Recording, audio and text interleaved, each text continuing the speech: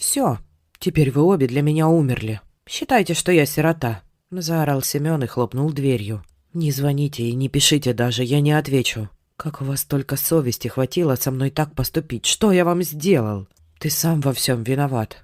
Хором кричали ему вслед мать и сестра. «Нужно было думать, прежде чем что-то делать. Мы ничего тебе не обещали. Да и разве мы не семья?» Сколько себя Семен помнил, их семья держалась только на отце.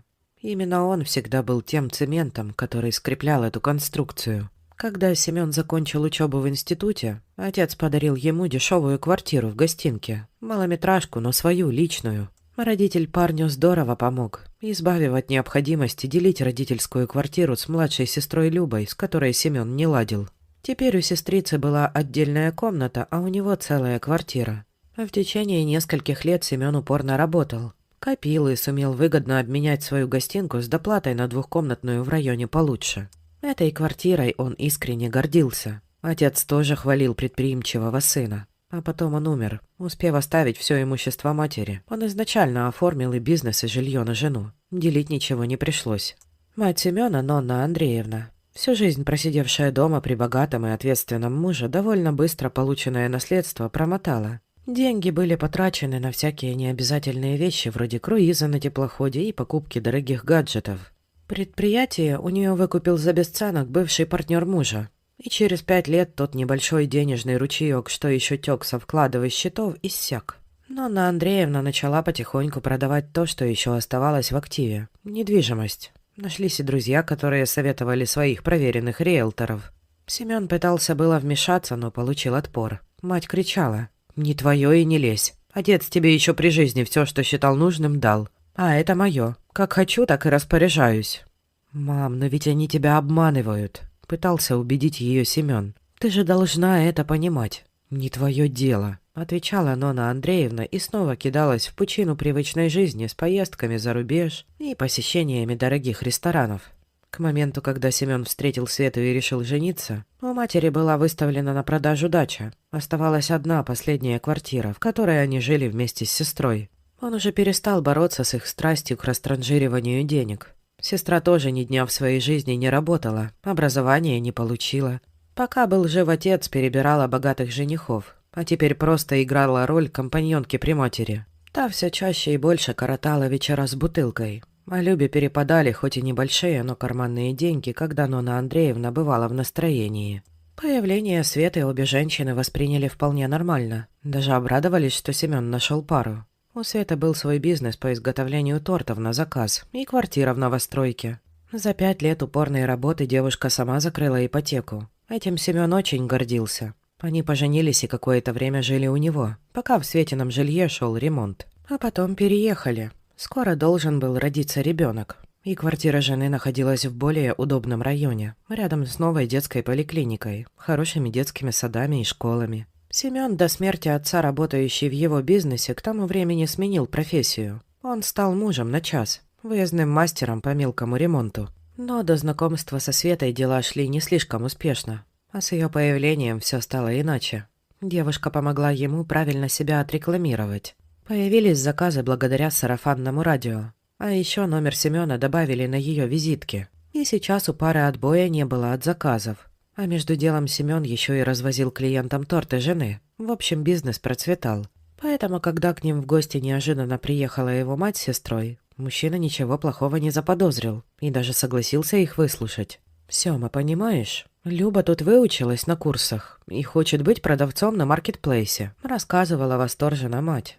«Но нужен стартовый капитал. Мы уже и товары нашли для закупки. Бизнес точно пойдет, в этом я уверена. Осталось денег добыть, и все. Мы тоже будем при деле. Не такие уж пропащие, как ты говорил». «Ну, молодец, Люба, только где вы денег возьмете? У вас последняя квартира осталась, а в долг под ее залог брать просто глупо. Если бизнес не пойдет, не бомжевать же потом». Пытался вернуть их с небес на землю Семен. «Вот поэтому мы и пришли к тебе», — радостно ответила ему сестра. «Понимаешь, мы хотим, чтобы ты продал свою квартиру. На время дашь нам в оборот деньги, а потом вернешь их с процентами. Заключим договор, если хочешь, будешь сособственником бизнеса, все честно». «Ну нет, зачем продавать квартиру? Я же потом новую не куплю», — возмутился Семен. «Не до ваших глупостей мне, скоро ребенок родится. Вот заработаешь. Будет на что ребенку новое жилье купить в нормальном районе, а не на выселках. Убедительно говорила Нонна Андреевна. Мы не обманем, не бойся. У меня уже и покупатель на твою халупу есть. Он готов посмотреть и договор тот же день подпишет. Мам, ну не нравится мне эта идея, сомнительно как-то. Любка всю жизнь дома сидела, а теперь вдруг открыла в себе талант к бизнесу? Пытался отбиться Семен. Вот ты всегда такой был. Завопила Люба. Рубил мои идеи на корню. Да может, я бы давно уже высот достигла. Но вы же с отцом вечно в меня не верили. Одна мама поддерживала. Ну ладно, допустим. Чем ты собралась торговать? Китайской бижутерией, трусами, свечками? Всем понемногу. Это будет магазин подарков. Смотри, у меня даже бизнес-план готов. Сестра протянула ему распечатанный на принтере мини-буклет. Вот товары для закупки. Расчеты, сколько надо денег на старте. Да мы еще озолотимся, нам на курсах все подробно объяснили. Хорошо, я дам тебе шанс, ответил Семен. Просто, чтобы вы потом не говорили, что я убил мечту и всякое такое. Но деньги ты мне вернешь полностью. Свете идея мужа проспонсировать сестру не слишком понравилась. Но он так горячо ее убеждал, что женщина сдалась.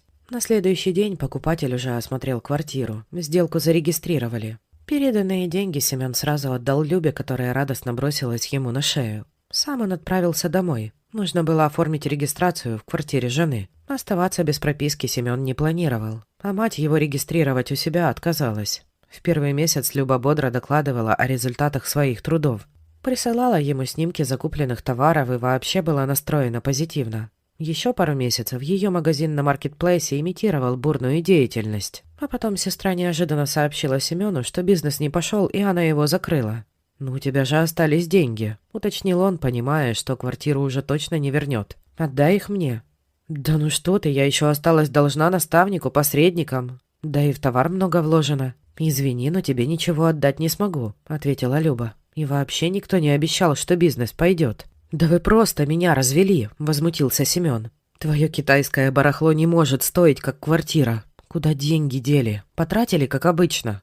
«Ну ты же знаешь, сколько мать тратит», — вздохнула Люба. «Это не я придумала, если что. И мы правда надеялись, что бизнес взлетит и получится тебе все вернуть». «То есть деньги и правда просто были пущены нашей матушкой на ветер?» — заорал Семен. «А я оказался последним идиотом, готовым проспонсировать это безнадежное предприятие». «У нас были большие долги, если тебе интересно», — ответила его сестра. «Маме даже угрожали. Но ты бы ради нее точно свою драгоценную квартирку не продал. А так все получилось. Долги она выплатила с денег от продажи квартиры. И теперь мы хотя бы своего жилья не лишимся». «Вы вообще нормальные?» «До афер докатились», — заорал Семен. «Понимаете, сколько мне надо теперь работать, чтобы что-то подобное купить? А как я Светке буду в глаза смотреть?» Они еще долго скандалили. Потом Семен просто уехал домой. Его трясло от страха и злости, но Света на выкрутасы родственников отреагировала на удивление спокойно. «Сем, ну не мотай себе нервы. Жилье есть, мы не в долгах, заработаем», — успокаивала она мужа. «Я их номера заблокировал и удалил в соцсетях тоже. И ты так сделай. Не хочу больше общаться». «На паперти будут стоять, милостыню не подам», — возмущался Семен. «Они же знали, как мне эта квартира далась. Сколько я вкалывал. И просто наплевали в душу». «Хорошо. Конечно, я сделаю, как ты хочешь», — утешала его Света. «Но ты же все понимал, с кем связывался. У них обеих деньги в руках не держатся. Какой бизнес по курсам, не смеши меня. Это было рассчитано просто на глупцов, а ты попался, потому что хотел поверить». «Да уж, сам виноват», — ответил ей Семен. «И мать тоже хороша. Целый план разработала, как меня на деньги развести. Долги она свои заплатила. Светка, мне так перед тобой стыдно, не представляешь. Подставился, как ребенок. «Ну не переживай, я заработаю, снова куплю квартиру». «Да нам пока и моей хватит», — ответила Светлана. «Главное, больше не связывайся со своими прекрасными родственниками». Приближался день родов. Светлана накануне легла в больницу, чтобы все прошло как надо. Семен был дома один. На телефон поступил звонок с незнакомого номера. Семен автоматически взял трубку, ведь он ждал новостей из роддома, мало ли что. В трубке раздался голос Ноны Андреевны. «Сыночек, меня заставляют продать квартиру за долги. Помоги мне, нужно всего лишь...» «Извините, вы не туда попали. У меня нет матери», — ответил Семен и заблокировал номер звонившей. Он больше не хотел попадаться на эту удочку и верить слезным мольбам своих родственниц. Мужчина твердо решил, что больше они ему жизнь не испортят, а свою цену за глупость он уже заплатил сполна. All right, everyone's presentations are done. Nick, the manager, said as he tried to move the discussion forward. "Excuse me, I haven't. I recently found out something." Nick interrupted me and began to speak. "There's apparently someone in this department who didn't graduate high school and is just a part-timer. Meetings should be for employees only." "Absolutely right." His lackey, Mike, of course, agreed with Nick. "I'm leaving." After leaving the meeting room, I started to shut down my computer. I noticed that an email had arrived, not in my personal inbox, but in the company's shared email. Thinking, there's no point in speaking up, no one will listen, I went home quietly.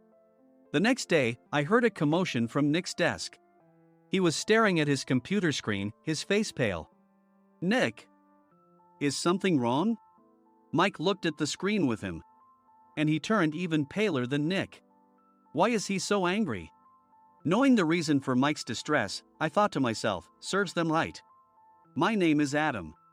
My mother passed away when I was in the 9th grade, and I was raised by my father. Well, you could hardly call it being raised. After my mother passed, my father changed. He drowned his sorrows in alcohol, and though he still went to work, he squandered our living expenses on horse racing. Because of that, I had to start working part-time as soon as I entered high school. Every month, I went to the convenience store with bills in hand that couldn't be auto-deducted from my father's account.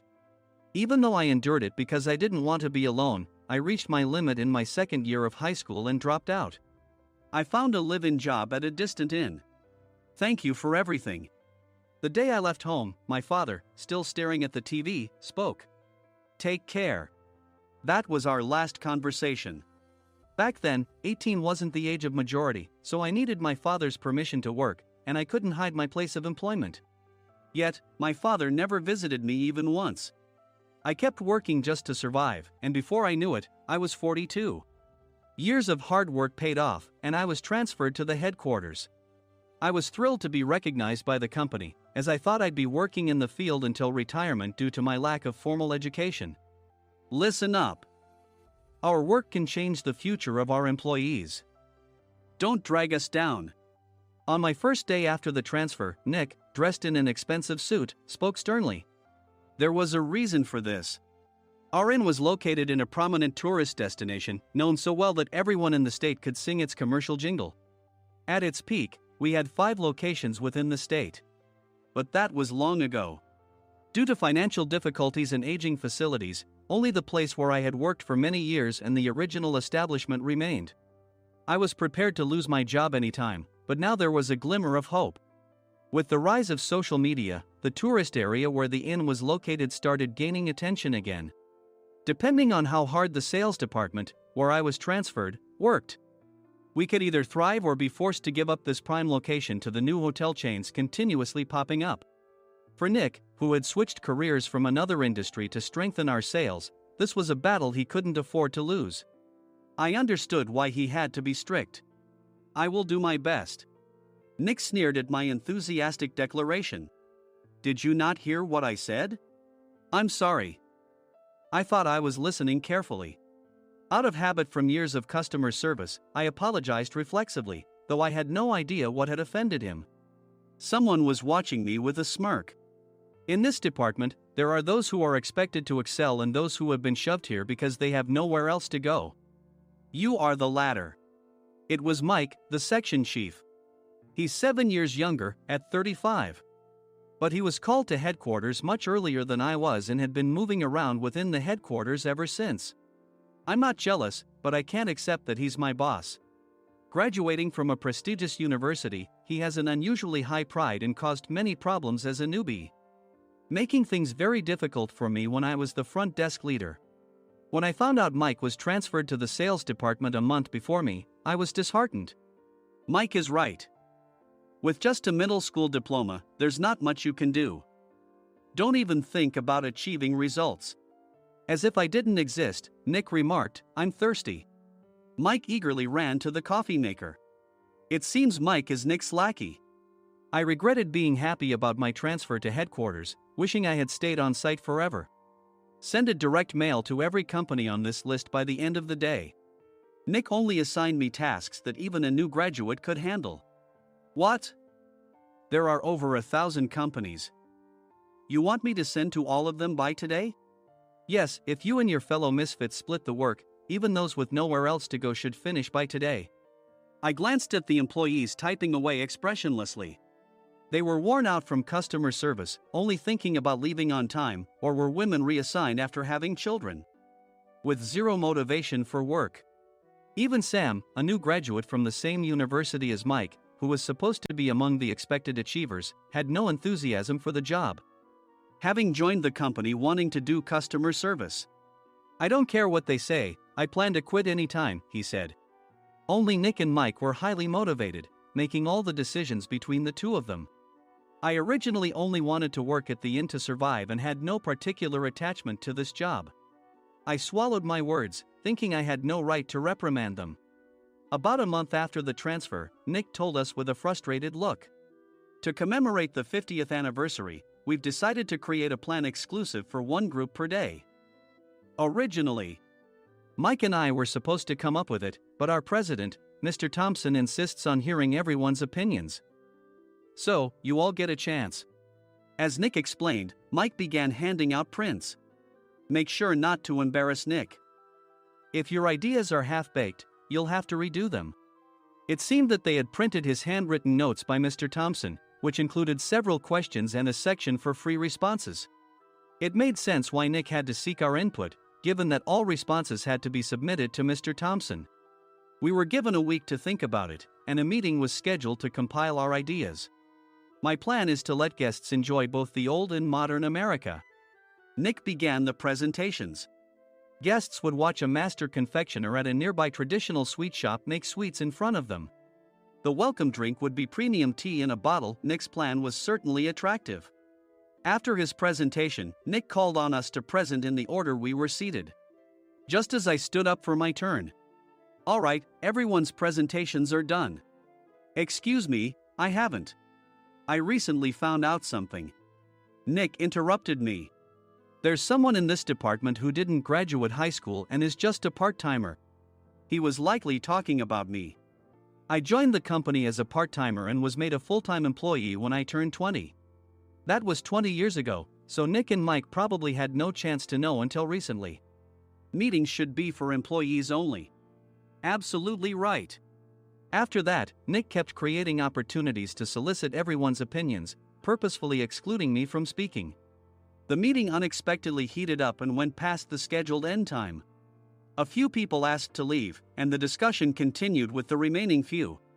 Still here? Normally, you'd leave in that situation. Though I had no attachment to the job initially, hearing kind words from customers made me want to make them happier. For someone like me, with nowhere to go, the inn was my home and customer service was my life. I felt pathetic about my current self. I'm leaving. I left the conference room and started shutting down my computer. I noticed an email had arrived, not in my personal inbox, but in the company's shared email. Thinking no one would listen to what I had to say anyway, I quietly went home. The next day, while preparing the DM as instructed, I heard a commotion from Nick's desk. In his haste to stand up, he hit his knee on the desk. He stared at his computer screen, his face pale. Nick! What's wrong? Mike, thinking he should be the first to rush over, approached Nick while still wearing his coat. He peered at the screen with Nick. And he turned even paler than Nick. Why is he so angry? Who is responsible for this company?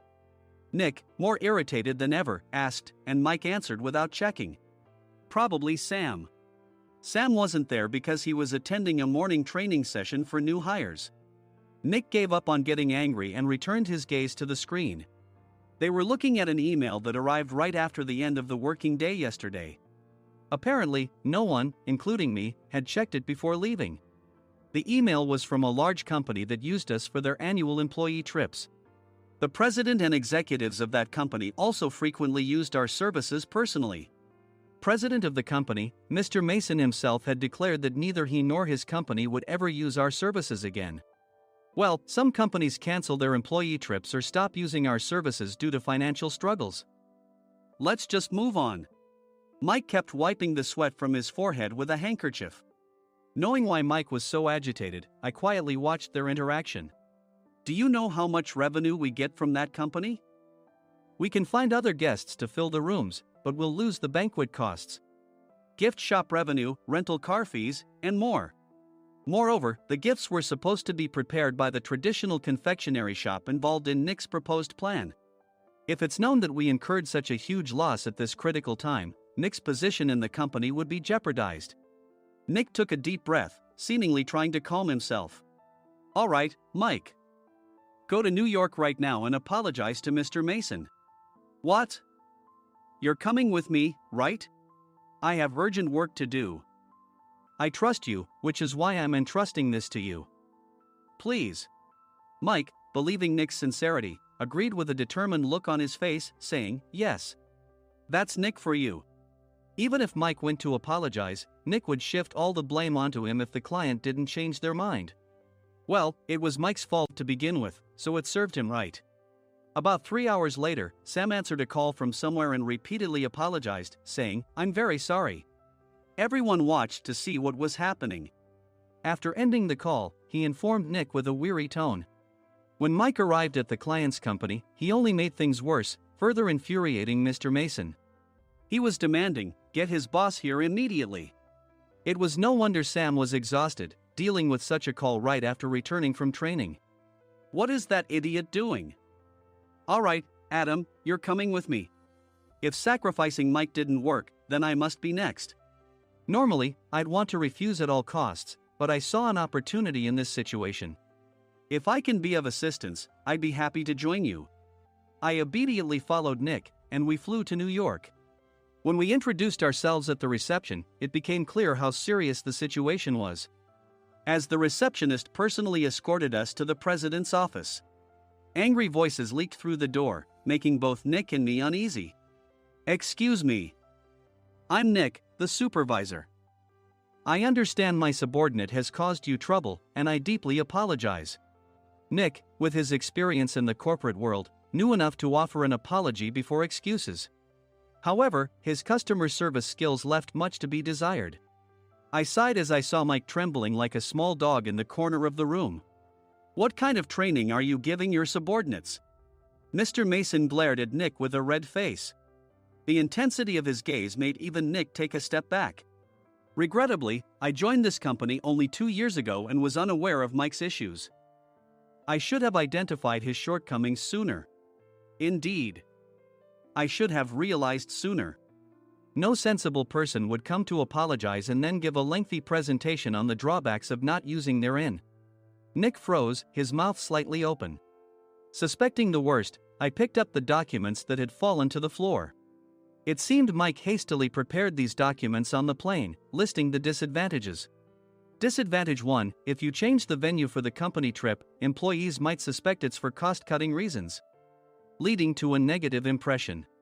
Reading it aloud half-jokingly, Nick snatched the papers from my hand and checked the contents with a furious expression. Among the stack of documents was a receipt from a nearby convenience store's copy machine. I felt a pang of dread, hoping he hadn't shown the receipt as well. What do you think he said when I asked what kind of nerve he had to do this? I'm very sorry. Faced with the dire situation, Nick must have thought there was nothing left to do but apologize. In a voice smaller than I'd ever heard from him, he uttered words of apology. He said, I'm a Harvard graduate. I don't believe I said anything wrong. Mike, what have you done? Forgetting his plan to pin the blame on Mike, Nick yelled loudly, even in front of Mr. Mason. I didn't do anything wrong. You're still saying that? Look at him. Mike pointed at me with a shaking hand. I was assigned to headquarters in my 20s and now I'm a section chief. This guy only made it to headquarters at 42. Everything I've done proves I was right. So why are we losing the contract? Having said his piece, Mike collapsed to the floor. Of course.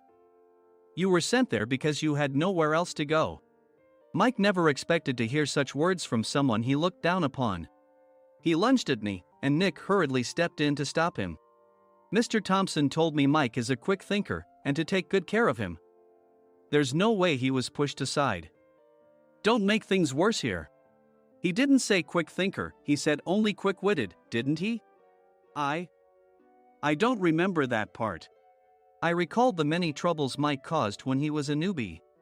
When Mike was on the front line, his pride was so high that he never apologized to customers. Customer service, especially in our job, doesn't work alone.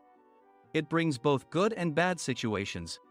If the front staff or housekeepers made mistakes, or the cleaning company didn't properly clean a room, one had to apologize to the customers regardless of personal fault. Mike, in such situations, would never apologize, insisting he wasn't at fault. This often angered customers, and as the front desk leader, I frequently had to apologize on his behalf. He caused complaints and disrupted operations, which is why he was quickly moved to headquarters. In departments where he didn't interact directly with customers, his quick thinking was beneficial and things went well. But it seemed his flaws were starting to show. Corporate reservations are supposed to be entered into the system by the sales representative. But a quick check yesterday revealed that more than 10 items were missing from the client's reservation. The handover document clearly stated what needed to be prepared. Why didn't you enter it into the system? Why do we have to give them special treatment? Filling rooms near the banquet hall, setting up all the food in advance. Specifying the brand of wine, they're too demanding. No wonder he always angered customers, I thought, feeling a headache coming on. Grouping them in rooms near the banquet hall is for our benefit too. It makes it easier for the staff to set up beds and serve breakfast since everyone's schedule is synchronized. As for the other requests, Mr. Mason suggested them to lighten our load. I didn't know that. Nick finally seemed to realize that Mike was the one who had angered the client. What did you say to them? I just told them we wouldn't give them special treatment anymore. We shouldn't waste effort on things that don't bring in money. I was utterly exasperated at his lack of understanding of customer service. Of course, we shouldn't comply with unreasonable demands. But carrying over successful practices from past stays makes customers feel remembered and enhances their experience. Good memories encourage repeat visits. That's part of our job. I looked down at Mike, who was sitting on the floor. In our job, nothing is a waste. Mr. Thompson likely moved you to the sales department, hoping you'd finally understand this. How do you think he feels now that you've failed to meet his expectations? Mike, tears in his eyes, fled the president's office. I was amazed he still hadn't apologized. You have it tough, Adam. It's okay, we're all employees of the same company. I deeply apologize for this disrespectful incident. Especially after all the care you've shown us. If it weren't for you, Adam, I really would have stopped staying here. When I heard you were moving to the sales department, I was willing to reconsider if you handled it. Seeing us talk so amicably, Nick's face contorted. Do you two know each other? Adam's service is excellent. I always requested him specifically. Normally, we don't accept specific staff requests, but we made an exception for Mr. Mason, adjusting my shifts accordingly. He had personally stayed at our hotel just before my transfer, and during casual conversation, I mentioned, I'm moving to the sales department soon. If I hadn't told him then, things could have been much worse. Please continue to take care of us. I look forward to it. On the return flight, Nick awkwardly offered me a can of beer. It's still working hours. Of course, I had no intention of forgiving him for a single beer. Nick might try to pin everything on Mike and avoid any consequences. While pondering this, a startling fact came to light. Nick, the tea bottles for the plan have arrived. I handed Nick a bottle labeled with our inn's name. They look good. What are you talking about? These are plastic bottles. I had assumed we would use the trendy, high-end bottling tea. But what arrived were ordinary plastic bottles of tea with customized labels. The only unique aspect was the label, which had the inn's name, making it look customized. Upon further investigation, I discovered that a substantial amount of money was set to be paid to the tea company. It was priced like bottling tea. Does this plastic bottle really cost $100 each? The tea inside is specially blended for us. The extra cost is for that. Wouldn't it be better to use another tea company? Or is there a specific reason we must use this one? As Nick continued to make excuses, I showed him a printed email. I informed the tea company's president, Mr. Mitchell, that we discovered irregular payments and he confessed. He said you two were high school classmates and planned to split the extra money. That idiot. Why did he confess? That's not important. You should worry about yourself, this could turn into a police matter. Opening the bottle cap, I suggested. How about calming down with this tea? It supposedly has a relaxing effect. Nick drank the tea frantically. In the following days, decisions were made about their fates.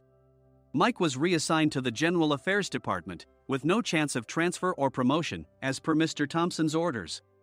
As for Nick, since the payment to the tea company hadn't yet been made, he narrowly avoided legal trouble. Instead, he was encouraged to leave the company, and to avoid further complications, Nick submitted his resignation. Rumor has it that connections between HR departments have made it difficult for him to find new employment. Even though it was good to have those two gone, something unexpected happened in the sales department. Everyone became motivated and united in refining the 50th anniversary plan. In the end, my plan was adopted. We collaborated with the Tourist Information Center to provide personalized guides. The plan, tailored to the number of guests, was truly special for the 50th anniversary. Hey, is Adam's family coming to stay? I immediately booked that special plan for my family. Sam noticed it on the reservation list and quickly picked up on it. Yes, I'm inviting my father. That's great. I might invite my parents too. I lacked the courage to face my father just as Adam. But here, with the confidence Mr. Mason praised, I felt ready. The 50th anniversary plan was a perfect opportunity to reconnect with my father. I hoped to bring back the days when we could laugh together as we once did.